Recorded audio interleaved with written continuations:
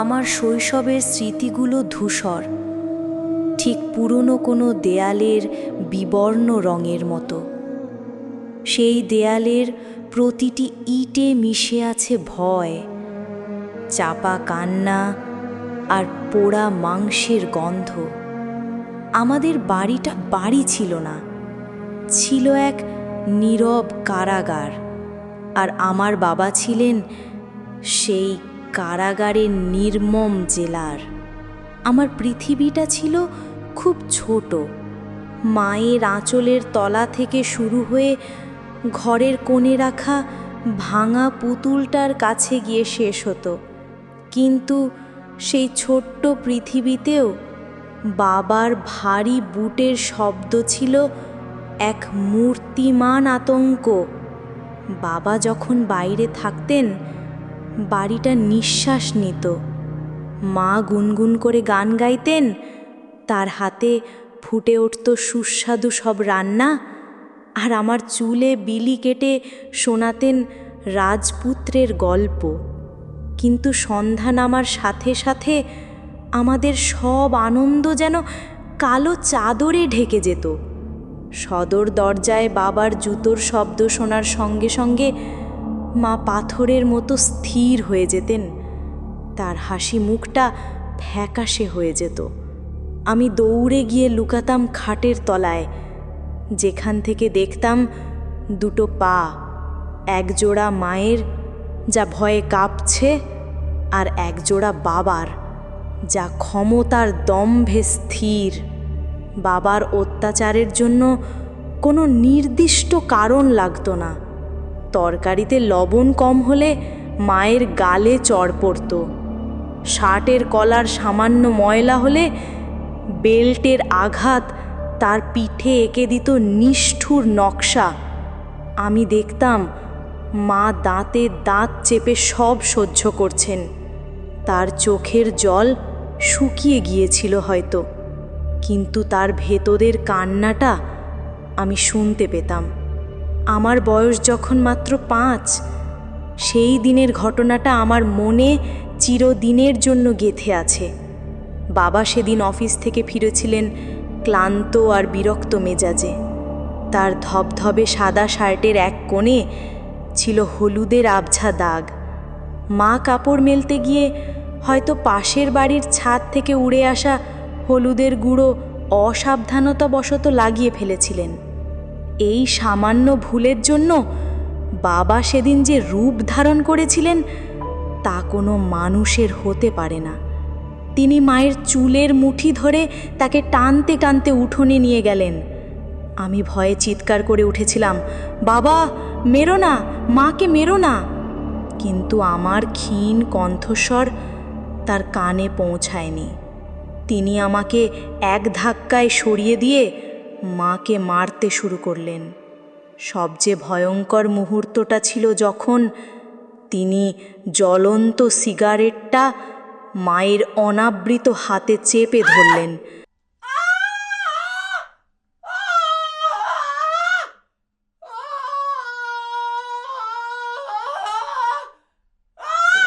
মায়ের যন্ত্রণাকাতর আর্তনাদ আর পোড়া মাংসের তীব্র গন্ধে আমার পৃথিবীটা যেন দুলে উঠেছিল।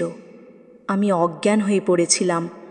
জ্ঞান ফেরার পর দেখি মা আমার পাশে বসে তার নিজের পোড়া হাতে কাপড় জড়িয়ে আমার মাথায় জলপট্টি দিচ্ছেন। তার চোখে জল ছিল না, ছিল এক গভীর শূন্যতা। আমি সেদিন প্রথম বুঝতে পারলাম আমার মা একজন জীবন্ত লাশ। এই নরক যন্ত্রণা সহ্য করতে করতে একদিন মা সত্যিই হারিয়ে গেলেন। তিনি বেশ কিছুদিন ধরে অসুস্থ ছিলেন, কিন্তু বাবা তাকে ডাক্তারের কাছে নেওয়ার কোনো প্রয়োজন বোধ করেননি। অবহেলায় আর অযত্নে তার শরীরটা দিনে দিনে ভেঙে পড়ছিল। একদিন সকালে ঘুম থেকে উঠে দেখি মা আর সাড়া দিচ্ছেন না।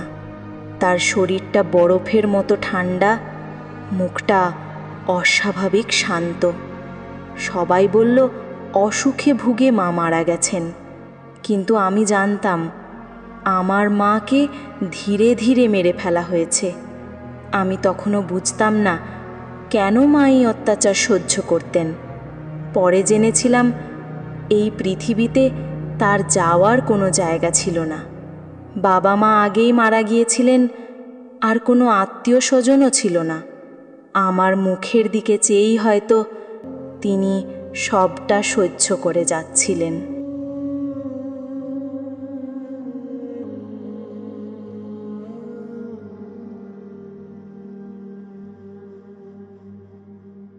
মায়ের মৃত্যুর পর বাড়িটা আরও বেশি কবরখানার মতো হয়ে গেল। বাবা কিছুদিন পর আমার বিয়ে করলেন, নতুন মা এলেন। তার চোখে আমার জন্য কোনো স্নেহ ছিল না, ছিল শুধু বিরক্তি আর অবহেলা। কিন্তু তিনিও বেশি দিন টিকতে পারলেন না। বাবার অত্যাচার সহ্য করতে না পেরে একদিন তিনিও তালাক দিয়ে চলে গেলেন। এরপর থেকে শুরু হলো আমার জীবনের সবচেয়ে কঠিন অধ্যায়। বাবা আমাকে রান্না করতে বাধ্য করলেন। আমার বয়স তখন মাত্র 15। কাঁচা হাতে রুটি বানাতে গিয়ে একটু এদিক ওদিক হলেই বাবার হাতের মার আমার গালে এসে পড়ত। রুটিগুলো হতো একদম পাতলা আর গোল, যেন কম্পাস দিয়ে আঁকা। তরকারির স্বাদ তার মনের মতো না হলে গরম খুন্তির ছ্যাঁকাও জুটত কপালে। আমি একা হয়ে গেলাম। স্কুলের পর বাড়ি ফিরে বাবার জন্য রান্না করা আর তার মার খাওয়া, এটাই ছিল আমার রুটিন। রাতে যখন সবাই ঘুমিয়ে পড়ত, আমি মায়ের ছবি বুকে জড়িয়ে কাঁদতাম।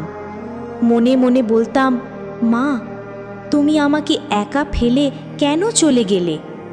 এই রকমই এক রাতে আমার শরীরে প্রচণ্ড জ্বর এলো। ব্যথায় শরীর ভেঙে পড়ছিল। আমি বিছানায় শুয়ে ছটফট করছিলাম। বাবা সে রাতেও বাড়ি ফেরেননি। গভীর রাতে জ্বরের ঘোরে আমি অনুভব করলাম কেউ যেন আমার মাথায় হাত বুলিয়ে দিচ্ছে। ভেজা কাপড়ের ঠান্ডা স্পর্শ আমার কপালে অদ্ভুত এক প্রশান্তি এনে দিল। আমার মনে হলো কেউ আমার পাশে বসে জলপট্টি দিয়ে দিচ্ছে, আমার শরীর মুছিয়ে দিচ্ছে। ঘোরের মধ্যে আমার মনে হলো এ তো আমার মায়ের স্পর্শ। কিন্তু আমি তো জানি মা আর নেই। তাহলে কে? সকালে ঘুম ভাঙার পর শরীরটা একটু ভালো লাগছিল। বিছানা থেকে নামতে গিয়ে আমি অবাক হয়ে গেলাম। আমার টেবিলের ওপর সুন্দর করে খাবার সাজানো, আর সেই খাবারের মধ্যে ছিল গরম গরম চিতই পিঠা, সাথে নারকেল কোড়া। আমার ছোটবেলার সবচেয়ে প্রিয় খাবার, যা মা ছাড়া আর কেউ এত যত্ন করে বানাতে পারত না। পিঠাগুলো থেকে তখনও ধোঁয়া উঠছিল। আমার বুকের ভেতরটা কেঁপে উঠল। এই বাড়িতে আমি আর বাবা ছাড়া তো কেউ থাকে না। বাবা তো এসব কিছুই পারেন না। তাহলে কে বানালো এই পিঠা? আমি কি স্বপ্ন দেখছি? সেই দিন থেকে আমি প্রায়ই অনুভব করতে লাগলাম এই বাড়িতে আমি একা নই। মাঝে মাঝে বাতাসে ভেসে আসতো মায়ের শরীরের সেই চেনা গন্ধ। ভয় করত না, বরং এক অদ্ভুত নিরাপত্তায় মনটা ছেয়ে থাকত। আমি বুঝতে পারলাম আমার মা কোথাও যাননি। তিনি আমার পাশেই আছেন, এক অতৃপ্ত ছায়া হয়ে। তার স্নেহ দিয়ে আমাকে আংলে রেখেছেন সেই বাড়িটিতে যেখানে তিনি নিজে কোনো দিন ভালোবাসা পাননি। চিতই পিঠার সেই রহস্যময় ঘটনার পর কয়েকদিন কেটে গেল। একদিন বাবা বাড়িতে এক নতুন মহিলাকে নিয়ে এলেন। ঝকঝকে শাড়ি আর মুখে চড়া মেকআপ। বাবা তার সাথে খুব হেসে হেসে কথা বলছিলেন। আমি বুঝতে পারলাম বাবা আবার নতুন করে সংসার পাতার কথা ভাবছেন। তার দুদিন পরেই বাবা বাড়ি ফিরে এসে পকেট হাতড়ে আবিষ্কার করলেন তার কিছু টাকা নেই। সঙ্গে সঙ্গে তার সন্দেহের তীর আমার দিকে ছুটে এলো। টাকা কোথায়? তার চিৎকারে আমার হৃৎপিণ্ড থেমে যাওয়ার জোগাড় হলো। আমি সত্যি কথাই বললাম, কিন্তু তিনি বিশ্বাস করলেন না। আমাকে মারার জন্য এগিয়ে আসতেই তার চোখ পড়ল আমার তোশুকের নিচে রাখা ছোট্ট মাটির ব্যাংকটার ওপর। ওটা আছড়ে ভেঙে তিনি যখন দেখলেন ভেতরে বেশ কিছু টাকা, তার চোখ দুটো জ্বলে উঠল। তাহলে এই টাকা কোথা থেকে এলো? চুরি করেছিস, তাই না? আমি কাঁদতে কাঁদতে বললাম, না বাবা, আমি চুরি করিনি। টিফিনের টাকা থেকে একটু একটু করে জমিয়েছি। সামনের মাসে মায়ের মৃত্যুবার্ষিকী, কবরের জন্য কিছু ফুল কিনবো বলে। আমার কথা শেষ হওয়ার আগেই বাবা বাঘের মতো ঝাঁপিয়ে পড়লেন। তার বিশাল হাতটা আমার গাল লক্ষ্য করে উঠে এলো। আমি ভয়ে চোখ বন্ধ করে ফেললাম, কিন্তু আঘাতটা এলো না। চোখ খুলে দেখি এক অবিশ্বাস্য দৃশ্য। বাবার হাতটা শূন্যে স্থির হয়ে আছে, যেন অদৃশ্য কোনো দেয়াল তাকে আটকে দিয়েছে। ঘরের তাপমাত্রা হুট করে কমে গেল। আলো আঁধারি ছায়াগুলো দেয়ালের ওপর নাচতে শুরু করলো। তিনি পাগলের মতো হাতটা নামানোর চেষ্টা করছেন, কিন্তু পারছেন না। তার মুখে ভয় আর বিস্ময় একসাথে খেলা করছে। তিনি অন্য হাত দিয়ে আমাকে মারতে গেলে সেটাও একইভাবে আটকে গেল। পা দিয়ে লাথি মারতে গিয়ে দেখলেন তার পা দুটোও যেন সিমেন্টের মতো জমে গেছে। ঠিক তখনই বাড়ি কাঁপিয়ে একটা কণ্ঠস্বর ভেসে এলো, কিন্তু আমার চেনা, মায়ের কণ্ঠ। সাফিয়া, এখান থেকে চলে যা, পালিয়ে যাই ঘর ছেড়ে। আমি দাঁড়িয়ে রইলাম, বুঝে উঠতে পারছিলাম না কি করব। বাবা ভয়ে চিৎকার করে উঠলেন। অদৃশ্য এক শক্তি আমাকে আলতো করে ধাক্কা দিয়ে দরজার দিকে ঠেলে দিতে লাগলো। আমি পেছনে তাকিয়ে দেখলাম বাবার শরীরটা শূন্যে ভাসছে। অদৃশ্য কোনো শক্তি তার একটা হাত টেনে ছিঁড়ে ফেলল। তারপর তাকে আছড়ে ফেলল ঘরের কোণে। দরজার বাইরে আসতেই সেটা সশব্দে বন্ধ হয়ে গেল। ভেতর থেকে ভেসে আসতে লাগলো বাবার আর্তনাদ। সাফিয়া, আমাকে বাঁচা, কোথায় যাচ্ছিস তুই? তার চিৎকারের মধ্যেই আমি দেখলাম ঘরের জানালা দিয়ে আগুনের শিখা লকলক করে বেরিয়ে আসছে। দাউ দাউ করে আগুন ছড়িয়ে পড়ল সারা বাড়িতে। আমি দূর থেকে দাঁড়িয়ে দেখছিলাম আমার শৈশবের দুঃস্বপ্নগুলো আগুনের লেলিহান শিখায় পুড়ে ছাই হয়ে যাচ্ছে। পুলিশ যখন এলো তখন সব শেষ। বাড়ির জায়গায় শুধু পোড়া কাঠের স্তূপ আর ছাই। তারা বাবার পুড়ে যাওয়া বিকৃত মৃতদেহটা উদ্ধার করলো।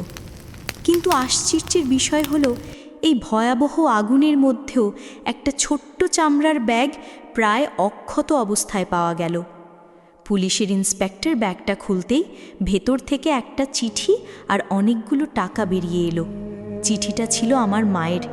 তিনি লিখেছিলেন তার উপর হওয়া সমস্ত অত্যাচারের কথা, বাবার পাশবিকতার কথা। চিঠিতে তিনি তার সমস্ত সম্পত্তি আমার নামে লিখে দিয়ে অনুরোধ করেছিলেন যেন আমি সব কিছু ঠিকভাবে পাই।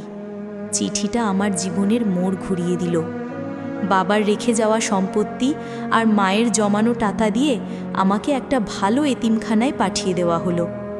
আমি আবার পড়াশোনা শুরু করলাম। মায়ের স্মৃতি আর তার সেই শেষ ভালোবাসা আমাকে শক্তি জোগাতো। বছরগুলো কেটে গেল। আজ আমার বয়স 25। আমি এখন নিজের পায়ে দাঁড়িয়েছি। মায়ের দেওয়া সেই টাকা দিয়ে আমি একটা সংস্থা খুলেছি, যার নাম ছায়া। আমরা সেই সব অসহায় নির্যাতিত নারী আর এতিম শিশুদের সাহায্য করি যাদের যাওয়ার কোনো জায়গা নেই, ঠিক আমার আর আমার মায়ের মতো। আজ আমার মায়ের মৃত্যুবার্ষিকী। আমি আমার অফিসের চেয়ারে বসে আছি। বাইরে ঝিরঝির করে বৃষ্টি পড়ছে। গত 2 বছরে আমার এই সংস্থা প্রায় 50 জন নারীকে নতুন জীবন দিয়েছে। আমি জানি মা থাকলে খুব খুশি হতেন। হঠাৎ একটা দমকা বাতাস আমার খোলা জানালা দিয়ে ঘরে ঢুকলো। টেবিলের ওপর রাখা মায়ের ছবিটার ওপর আলতো করে কয়েকটা শিউলি ফুল ঝরে পড়ল। আমার মনে হলো কেউ যেন আমার মাথায় হাত বুলিয়ে দিচ্ছে।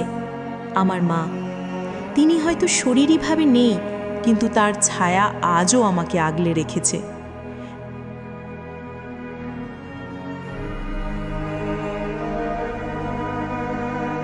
গল্প শেষে সাবস্ক্রাইব করতে ভুলবেন না।